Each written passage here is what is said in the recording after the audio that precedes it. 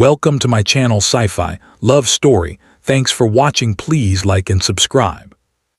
The wind never stopped on Brackett's fall. It screamed across the red flats day and night, carrying sand sharp enough to cut exposed skin and fine enough to slip through sealed doors.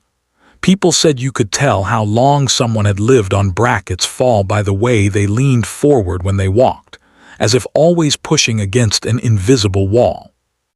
Eli Carter was 8 years old, and he leaned forward like he had been born that way.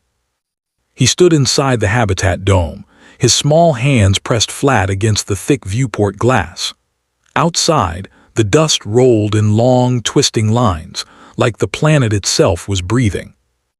"Eli," his mother said without turning around, "back away from the window."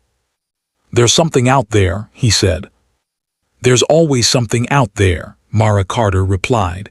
"Most of it wants to kill us." She was cutting nutrient blocks into even pieces, her movements careful and tired. Once, she had been an engineer for a planetary survey team. Now she repaired air filters and water pumps for a mining settlement that barely existed on official maps.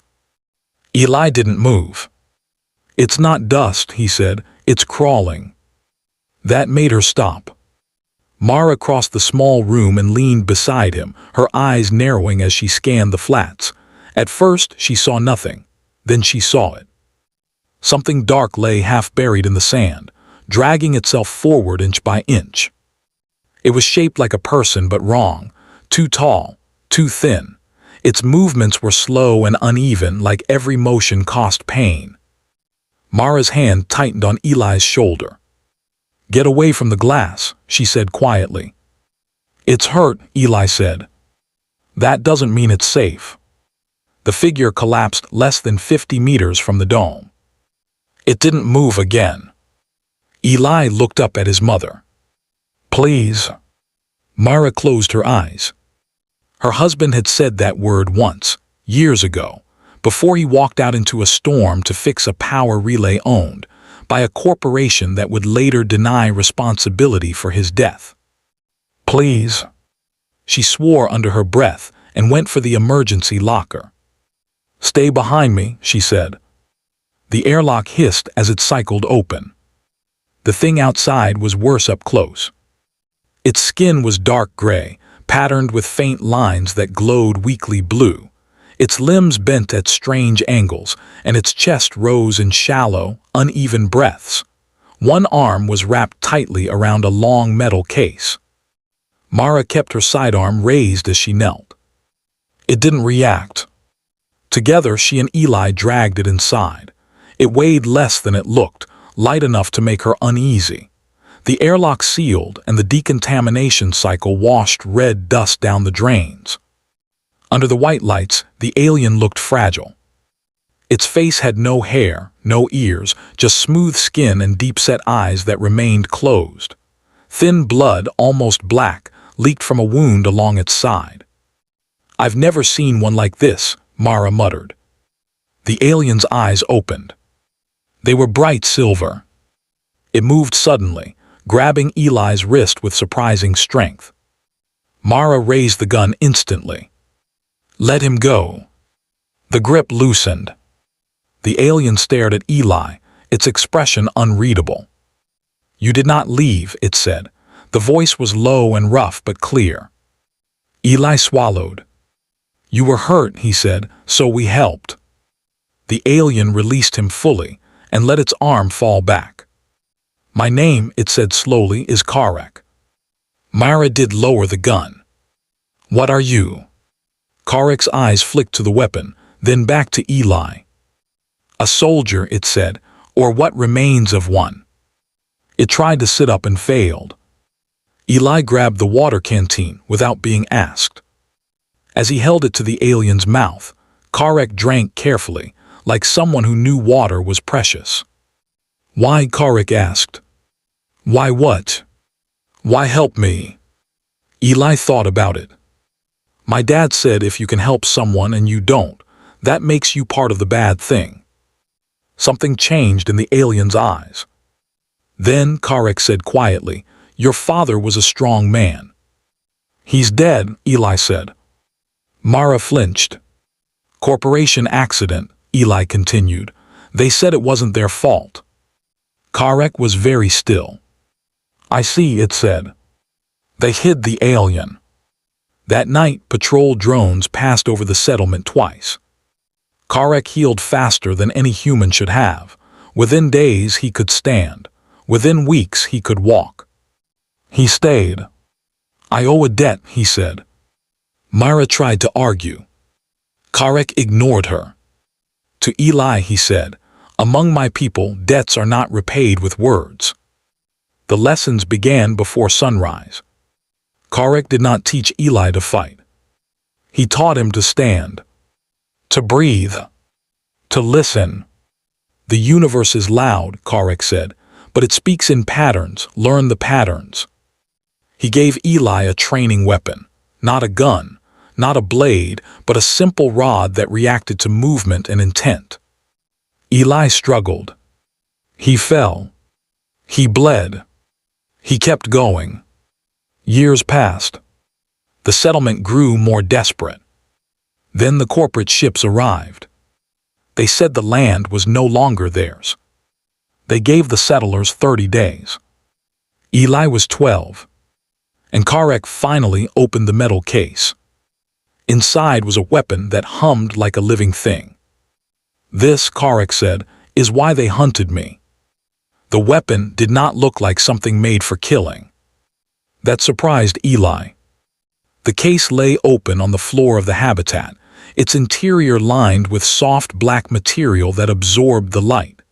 Inside rested the object Karek had carried across the desert while bleeding, while hunted, while dying. It was long and slender, shaped like a spear without a blade. The surface was smooth and dark, marked by thin lines that pulsed faintly with blue and white light.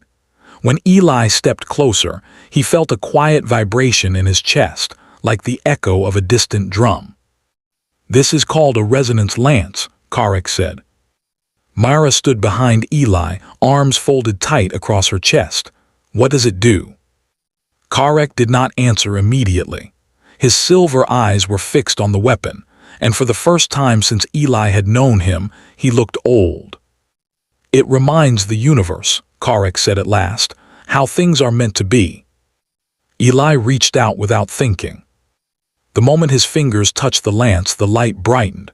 Not violently, not dangerously, just awake. Karek inhaled sharply. It recognizes you, he said. Mara shook her head. He's a child.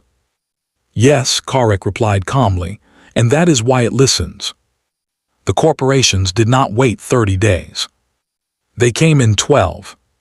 Heavy ships settled outside the settlement perimeter, crushing equipment beneath their landing struts. Armed security poured out, followed by survey drones and legal officers wearing clean uniforms that never touched the dust. The settlers gathered in the central corridor, fear hanging thick in the air. They can't do this, someone whispered. They can, another replied. They always do. Mara stood with Eli at her side. Her jaw was tight, her eyes burning with helpless anger. Karek moved past them and stepped into the open. A corporate officer raised a hand. This settlement is under relocation order. You will comply. Karek's voice carried without amplification. I invoke the right of witness. The officer laughed. That law is obsolete. A drone chimed. Correction, the system announced. Right of witness acknowledged. Jurisdiction pending. Silence fell. Myra's breath caught. The officer's smile vanished. What is this? He snapped. An old law, Karek said. Older than your company, older than your species' expansion. He turned slightly and gestured. Eli stepped forward. The crowd murmured. A child, someone scoffed. The drone chimed again. Champion identified. The corporate officer swore. You can't be serious. Karek's eyes were cold. You will answer, he said, or you will be recorded as refusing lawful challenge. The corporation had no choice. They accepted. They chose their champion quickly. A man named Darius Holt. Former military, augmented, decorated, paid very well to end problems quietly. He stood nearly twice Eli's size, wrapped in powered armor that hummed with energy. His weapon was a plasma-edged polearm designed to cut through bulkheads. He looked down at Eli and laughed. "This is a joke." Eli did not respond. He held the resonance lance lightly like Karek had taught him, not gripping, not forcing, just present. The arena was nothing more than cleared ground between the ships and the settlement, but the moment the challenge locked, drones repositioned. Broadcast feeds went live. Across the system, people began watching. A human boy. An alien witness. A corporation. The signal sounded. Holt charged. Fast, brutal, efficient. Eli moved forward. Gasps rippled through the crowd. Holt swung. The plasma blade screamed through the air. Eli stepped inside the arc. The resonance lance hummed. He did not strike Holt. He struck the armor's balance node. The light flared once. Holt's armor shut down completely. The massive man collapsed into the dust, stunned but alive. "Silence." Eli took 3 steps back. "Yield," he said. Holt stared up at him, shock written across his face. Slowly, he raised his hand. "I yield." The system chimed. Challenge concluded, claim voided. The settlement erupted. Cheers, cries, laughter. People hugged, shouted, fell to their knees. Mara covered her mouth, tears streaming freely. Karek exhaled a breath he had been holding for years. The corporations left that day. They did not apologize. They did not threaten. They simply withdrew. Across the networks, the footage spread. A human child standing in the dust. Not with rage. Not with cruelty. But with calm certainty. Other species watched. And remembered.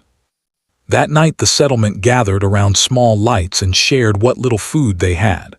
For the first time in years, the air felt light. Eli sat beside Karek on a crate overlooking the flats. "Is it over?" Eli asked. "No," Karek said gently, "but this chapter is." Eli nodded. "I was scared," he admitted. Karek placed a hand on his shoulder. "So was I. Courage is not the absence of fear. It is the choice to act anyway." Mara joined them, sitting close. "You saved us," she said softly. Eli shook his head. "We saved each other." Karek smiled. This time there was no sadness in it. "Humanity has a saying," he said, "that power corrupts." "Yes," Mara said. "My people have learned something else," Karek continued. "That kindness, when defended, is the most powerful force in the universe." He looked at Eli. "You reminded us all." The wind swept across the flats again, but it sounded different now. Less like a scream. More like a promise. Somewhere far away, corporate leaders watched the recordings in silence. And for the first time they were afraid. Because they had seen what happened when humans stood up. Not as conquerors. Not as tyrants. But as protectors. And the universe was listening. The end.